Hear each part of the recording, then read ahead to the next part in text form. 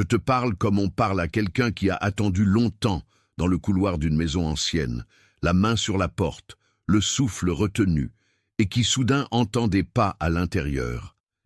Ces pas sont l'écho d'une vérité qui vacille, et tu reconnais ce son parce qu'il est le même que celui des jours où l'on t'a regardé comme si tu n'existais pas, comme si ta voix était une erreur. Maintenant, ces mêmes pas chancellent vers la compréhension. Mais la pièce où la compréhension arrive est froide, éclairée à moitié, et la fenêtre que tu as laissée entr'ouverte laisse entrer l'air qui rappelle tout ce que tu as dû laisser derrière toi. Dans cette maison imaginaire se trouvent des meubles qui portent les marques de tes nuits sans repos. Une chaise usée où tu as attendu, une table qui a connu tes cartes froissées, et un manteau que tu n'as plus mis depuis que ta dignité a été testée. Tu peux toucher ces objets et sentir encore la tension dans tes mains, la tension qui venait du désir de prouver et de la peur d'être brisée une fois de plus. Et dans la pièce, une autre silhouette se lève, celle de la personne qui t'a humilié, les épaules plus petites, le regard enfin lavé d'un mélange de honte et d'étonnement parce qu'elle a compris, tardivement, la mesure de ses gestes. Tu sens la colère comme une chaleur au creux du corps. Elle te parle en phrases courtes et tranchantes. Elle veut réparer, mais tu sais qu'il y a des gestes que les mots ne peuvent plus recoller. Malgré tout, il y a une autre chose dans ton ventre. Une curiosité lente, comme une graine qui demande si la reconnaissance de l'autre peut devenir un pont et non une pierre sur ton chemin. Et tu restes, partagé, à observer comment la scène se déroule, sachant que la compréhension arrivée tard peut être belle, mais qu'elle porte le poids de tout ce qu'elle n'a pas empêché avant. Si tu fermes les yeux, tu te rappelles l'instant précis où tu as senti l'humiliation, la pièce où tout a basculé, un nom prononcé sans douceur, un geste qui t'a escamoté l'espace pour respirer. La mémoire n'est pas une photo nette, mais un film où les couleurs se sont assombries à chaque reprise, et la personne en face, qui maintenant bafouille des excuses, est la même silhouette qui a contribué à ces ombres. Entendre ces mots te fait autant de bien que de mal, car ils montrent qu'une porte s'ouvre enfin.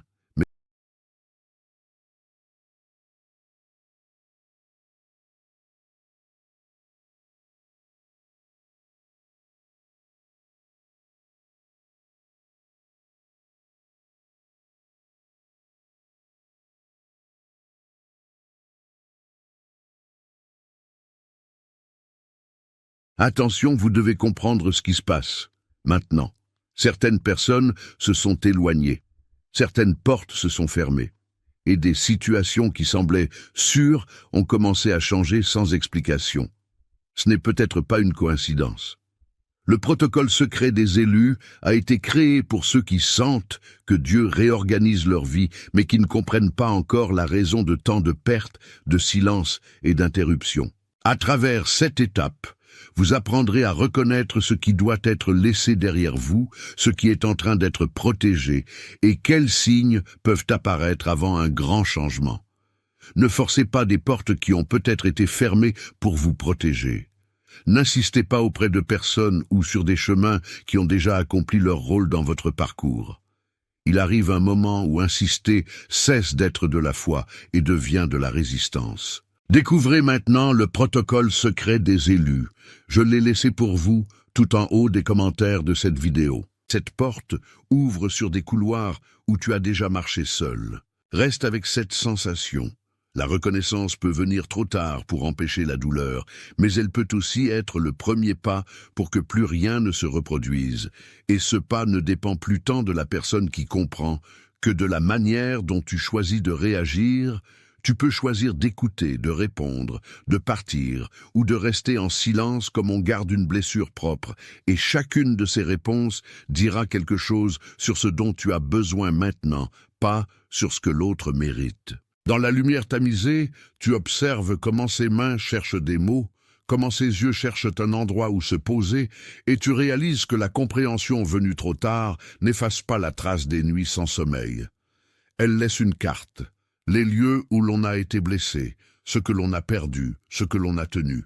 Et sur cette carte, la personne qui a blessé commence à écrire son propre regret, un mot à la fois, tandis que tu décides, si tu la laisses effacer au moins une partie de l'encre. Il y a une vieille règle chez les voyageurs. La route qui te ramène au même village t'oblige à reconnaître les maisons qui ont changé et celles qui sont restées pareilles. Ici, la route est celle du temps et elle a changé la personne en face. Cela peut sembler suffisant pour certains. Pour toi, ce n'est peut-être qu'un pas parmi d'autres, suffisant si accompagné d'un effort réel, insuffisant si c'est une phrase jetée pour apaiser sa propre conscience. Tu peux entendre ton cœur battre quand elle dit « je comprends » et ce battement t'apprend quelque chose de simple mais dur. Les mots sont l'écho d'une prise de conscience, mais l'acte est le seul test durable. Alors observe ces actes, pas seulement ses paroles, et permets-toi de poser une condition qui te protège. Sinon, la compréhension restera un vêtement porté une seule fois. La pièce, maintenant, est pleine de sons minimes. La chaise qui grince quand elle se lève, la respiration courte d'un geste avorté, le cliquetis d'une porte que l'on referme doucement. Ces sons racontent la lente vérité que parfois nous assistons à une naissance de conscience et nous n'y pouvons rien changer, sauf accueillir la transformation si elle se montre réelle et si elle ne se montre pas, retenir ce que nous avons appris pour que l'histoire ne se répète pas. Pense à la façon dont la honte s'est installée chez elle. D'abord un frisson, puis la chaleur, puis la reconnaissance que quelque chose de précieux avait été piétiné. Comprendre tard, c'est prendre le temps de regarder ses mains et de constater qu'elles ont pris la mauvaise mesure. Et cette constatation peut se transformer en réparation ou en simple regret qui s'éteint. Tu peux choisir maintenant d'écrire sur la table une règle claire, ce que tu acceptes, ce que tu refuses. Et si tu fais cela, la personne qui a compris saura si sa reconnaissance a un lieu où s'incarner. Sinon, ces paroles flotteront comme des feuilles au vent, belles peut-être, mais sans attache. Tu sens la fatigue qui vient avec l'évaluation. Tu as déjà tenté d'expliquer, déjà placé des limites, et parfois la parole n'atteint pas là où le silence a travaillé. C'est pourquoi ta décision n'a pas à être immédiate. Elle peut être une respiration, une attente, où tu regardes si les gestes suivent les mots, si les jours à venir portent une autre qualité. À mi-chemin entre colère et pitié, tu observes une lumière qui filtre à travers la fenêtre. Une lumière qui n'efface pas les ombres, mais qui révèle la poussière. Et dans cette poussière se trouve la vérité des choses, que l'humanité peut se tromper et peut aussi apprendre. La question est maintenant de savoir si cet apprentissage sera durable ou superficiel. Tu pourrais te rappeler une fois de plus une promesse que tu as faite à toi-même, de ne plus laisser ta dignité être vendue au rabais, de ne pas permettre qu'un geste d'autrui définisse la valeur que tu te donnes. Cette promesse te tient comme une ancre pendant que l'autre parle, et que toi tu décides si une fenêtre doit rester fermée. Il y a une forme de compassion qui n'est pas faiblesse, mais clairvoyance. Reconnaître que l'autre a compris sans pour autant céder à son désir immédiat de réparation, tu observes et tu vérifies. Cette compassion a des frontières solides. Elle n'est pas un pardon automatique, mais une ouverture prudente. Si tu choisis de répondre, fais-le depuis un lieu qui t'appartient, non pour l'autre mais pour toi. Réponds avec la même clarté que tu attends d'elle, car il y a des gestes de réparation qui te concernent directement. Restitution d'espace, reconnaissance publique, changement visible, et ils ont plus de poids que n'importe quelle parole prononcée dans la hâte d'un moment. Ton corps se souvient de ce que ton esprit voudrait parfois oublier. La manière dont tu as reculé, la colère que tu as ravivée, la nuit où tu as marché sans savoir où aller. La reconnaissance venue tard peut te rendre vulnérable à un faux apaisement. Alors sois rigoureux. Protège ton espace intérieur comme on referme une porte contre le vent. Je sais que tu peux imaginer revenir en arrière et effacer les blessures, mais l'effacement n'existe pas. Il y a seulement transformation, et cette transformation est un travail partagé, pas un cadeau. Si l'autre veut vraiment réparer, elle viendra non pas avec des mots seulement, mais avec un effort continu qui rendra la présence moins dangereuse. Tu te rappelles aussi des petits signes. L'observation silencieuse, le regard détourné, la façon dont les excuses se programment souvent pour apaiser la conscience, plutôt que pour changer le monde.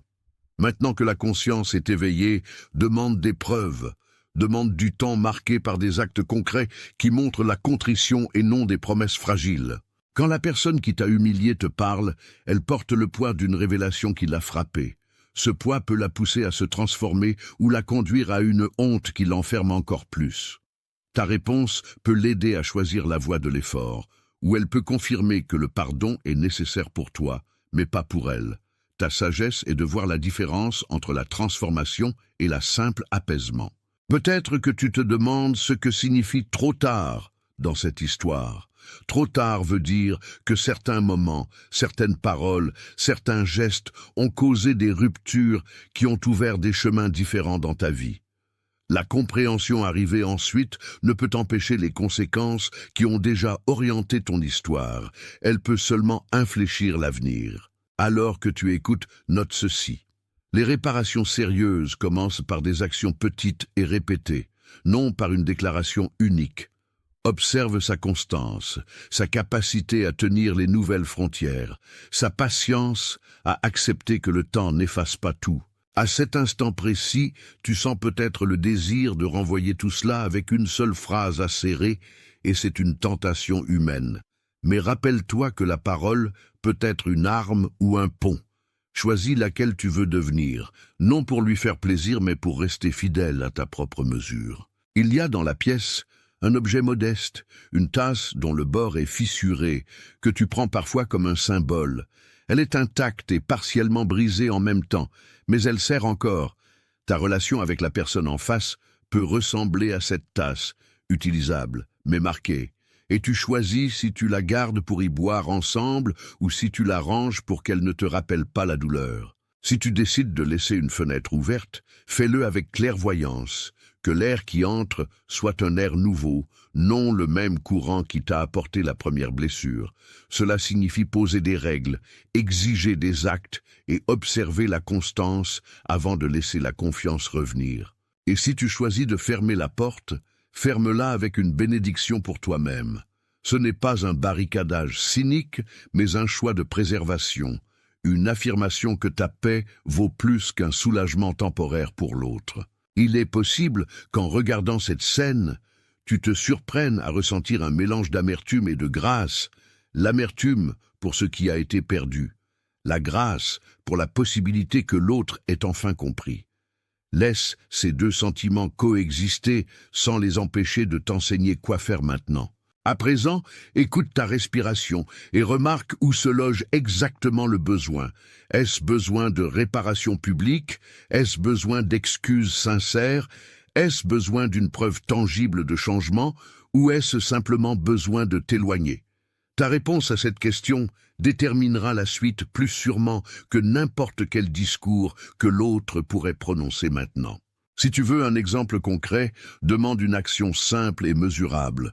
Reparer ce qui a été brisé, restituer un espace volé, réparer une réputation auprès d'un cercle précis, et mesure si ces actes surviennent. Sinon, considère que la compréhension restera un mot sans racine. Il se peut aussi que la personne cherche ta permission pour être acceptée à nouveau, et tu peux la donner ou la refuser.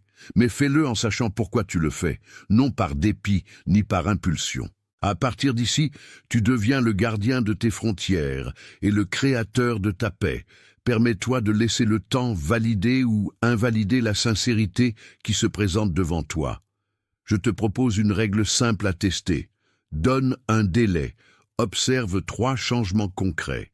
Et si ces changements ne viennent pas, n'hésite pas à retirer l'ouverture. Si elles viennent, laisse-les s'installer doucement, comme on laisse une plante pousser après l'avoir rempotée. Et si tu choisis la rupture, fais-le sans haine, mais sans regret inutile. Comprends que parfois la séparation est une forme de soin, un acte d'amour envers toi-même qui dit « Je choisis un lieu où l'on ne me foule plus ». Dans les jours qui suivent, écris ce que tu veux protéger, ton temps, ta présence, ton énergie, et laisse ces protections guider tes réponses. Elles ne sont pas punitives, mais préventives.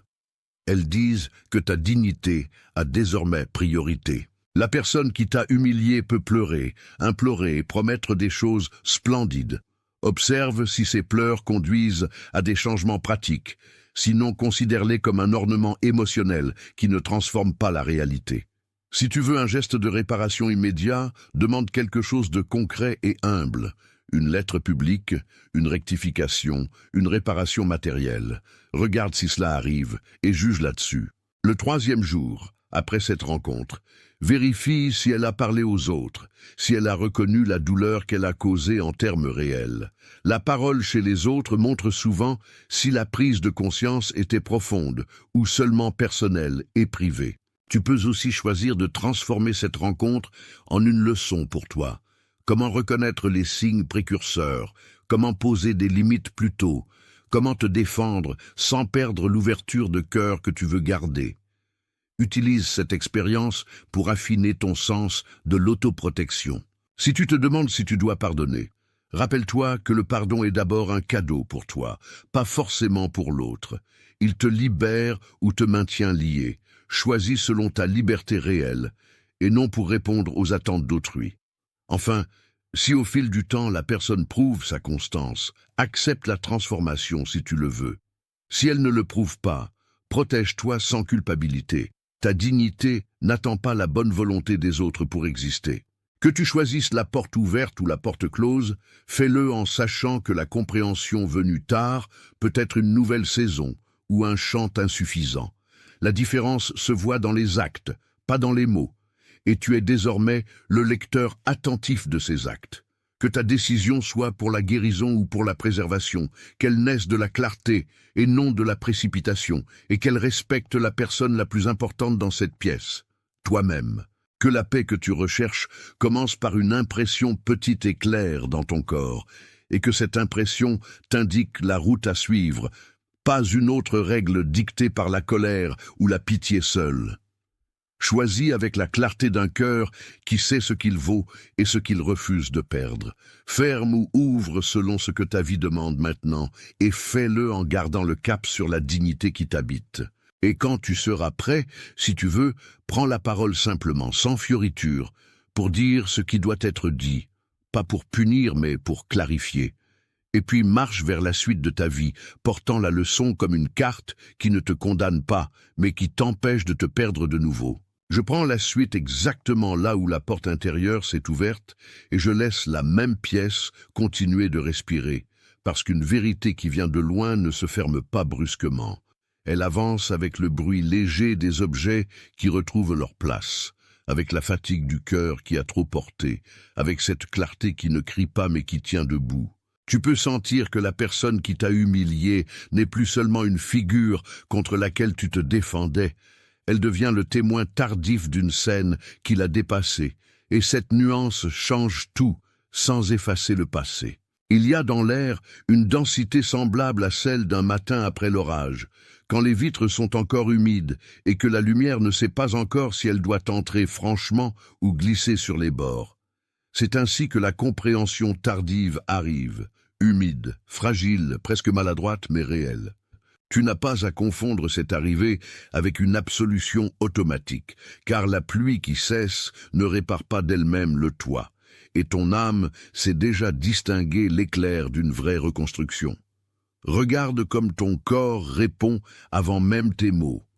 Les épaules descendent d'1 centimètre, la mâchoire cesse de serrer, le souffle devient plus long, et pourtant le ventre reste vigilant, comme un chien fidèle qui ne dort qu'à moitié. Cette vigilance n'est pas de la dureté, c'est une intelligence ancienne qui refuse de vendre la paix au prix de l'oubli. Dans cette même pièce, les rideaux bougent à peine, et tu comprends que ce mouvement discret ressemble à ta propre limite. Elle n'est pas un mur brutal, elle est une frontière vivante qui laisse passer l'air sans laisser passer la profanation. Ce qui t'arrive n'est pas seulement une scène entre deux personnes, c'est une relecture de ta valeur à travers le temps. Et le temps, quand il est traversé par la douleur, laisse des marques qui ne disparaissent pas parce qu'on a enfin compris. Alors, tu avances avec la lenteur de quelqu'un qui sait que la hâte est une mauvaise conseillère quand la mémoire saigne encore. Tu touches la table, tu la sens fraîche sous la paume, et cette fraîcheur te rappelle qu'il existe des surfaces qui ne mentent pas, des surfaces qui gardent la trace du verre posé trop fort, de la main tremblante, du geste trop rapide. Ainsi est la relation blessée, elle porte les marques d'une force mal placée et aucune parole ne peut prétendre qu'elles n'ont jamais existé. Si la personne en face veut vraiment réparer, elle devra accepter que la réparation ressemble à un travail humble, répétitif, presque invisible, et non à une scène brillante où tout serait pardonné d'un coup. Tu peux laisser cette vérité descendre dans tes os sans te sentir cruel, car la clarté n'est pas la vengeance, elle est l'ordre retrouvé. Et dans cet ordre, tu remarques que le silence n'est plus le même qu'au début. Il n'est plus rempli d'attentes humiliées. Il devient un espace d'évaluation, un lieu où le cœur compare les paroles aux actes et refuse de se laisser distraire par l'émotion du moment. La compréhension arrivée trop tard ne t'oblige pas à reprendre le même chemin, elle te montre seulement où il a été cassé, où il a été tordu, où il a été condamné par l'orgueil ou l'aveuglement. Tu peux te tenir dans cette lucidité comme on se tient dans une cuisine à l'aube, quand la bouilloire commence à chanter et que la maison encore endormie ne sait pas que la journée a déjà changé.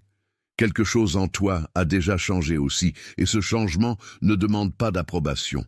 Le pardon, s'il vient, ne sera pas un effacement, mais une architecture, et s'il ne vient pas, la frontière restera une architecture elle aussi, solide, propre, sans haine. À mesure que tu écoutes les mots tardifs de l'autre, tu reconnais que l'humiliation avait tenté de te réduire à une version plus petite de toi-même, une version qui aurait accepté moins, parlé plus bas, reculé davantage, mais cette version n'a plus le dernier mot. Ce qui monte maintenant, c'est une stature discrète, une verticalité qui ne se pavane pas, qui n'a pas besoin d'être vue pour être réelle. Tu sais que la dignité n'est pas un cri, elle est une manière de rester entier quand on aurait voulu te fragmenter, et cette intégrité devient ici ton vrai refuge.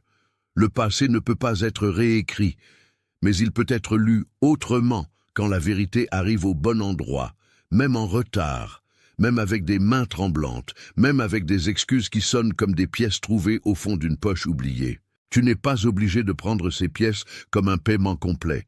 Tu peux les garder comme signe d'une prise de conscience sans les confondre avec une restauration totale. Et cela aussi est une forme de sagesse, parce qu'elle te laisse vivre sans te trahir. Le long couloir de cette histoire continue devant toi, et tu y vois des portes entr'ouvertes, des chambres qui ont gardé la mémoire, des pas qui n'effacent pas les traces, mais qui peuvent désormais choisir de ne plus les agrandir. Tu remarques que plus la vérité devient claire, moins elle a besoin de forcer. Elle se pose, elle respire, elle t'enseigne la différence entre recevoir et subir. Dans cette différence se cache la paix que tu cherchais sans toujours la nommer. Tu n'étais pas né pour rester dans la pièce de l'humiliation. Tu étais appelé à comprendre ce qui s'y jouait, à nommer ce qui était faux, puis à sortir sans perdre ton âme. C'est pourquoi la tardive compréhension de l'autre ne te réduit pas, elle t'informe. Elle te dit que le mal n'était pas invisible, qu'il a fini par se voir, et que ta blessure n'a jamais été imaginaire. Elle te dit aussi que la réparation n'est pas une faveur, mais une responsabilité. Alors tu avances encore d'un pas, non pour revenir vers la blessure, mais pour sortir de sa dépendance émotionnelle, et tu sens que cette sortie ressemble à une porte qui s'ouvre sur un couloir plus calme. La personne qui t'a humilié reste derrière toi avec sa révélation, et tu ne portes plus la mission de la sauver de sa propre lenteur. Tu portes seulement la mission de rester fidèle à ce que tu sais désormais. Et ce que tu sais est simple. Une compréhension venue tard peut être sincère sans être suffisante, tendre sans être réparatrice, éclairante sans être rédemptrice. Tu sens alors la différence entre compassion et renoncement, entre ouverture et faiblesse, entre accueil et effacement de soi. Cette différence te garde debout dans la lumière encore instable du matin, et elle te prépare à écrire la suite de ton histoire, sans demander à l'ancienne blessure la permission de te laisser vivre. Tu regardes une dernière fois la pièce intérieure, tu vois le manteau, la chaise, la table, la fenêtre, Et tous ces objets ont cessé d'être des témoins du dénuement pour devenir des témoins du passage. Ce passage est la vraie victoire. Non pas voir l'autre humilié par sa propre compréhension, mais voir ton âme refuser de rester captive de ce qui t'a diminué. Et pendant que tout cela se dépose, tu reçois une certitude calme, presque silencieuse, comme une main posée sur l'épaule au moment où la nuit se retire. Tu es confirmé, tu es vu, tu n'es pas en retard, tu n'as pas été oublié. Ce que l'on a tenté de réduire en toi continue de se relever avec une force que personne ne peut récupérer à sa place. Partout, en ce moment même, d'autres traversent aussi ce passage où la honte d'autrui cesse d'être leur chaîne et devient seulement un signe de clarification tardive. Tu fais partie de ceux qui apprennent à ne plus confondre le retard des autres avec leur propre valeur, et cette appartenance ne demande aucun bruit pour être vraie. Tu as le droit de garder ta porte ouverte seulement là où la vérité peut entrer sans violence, et tu as le droit de la fermer là où le respect n'a pas su venir à temps. Que ton pas soit léger, que ta respiration demeure stable, que ta paix ne dépende plus de l'approbation qui arrive trop tard, car ce qui t'est rendu maintenant ne remplace pas ce qui a été perdu, mais cela confirme que ta dignité n'a jamais cessé d'exister. Là où l'humiliation avait voulu te laisser petit, la clarté te rend vaste sans t'endurcir, et c'est ainsi que tu sors de la pièce sans te perdre. Zapechaceno.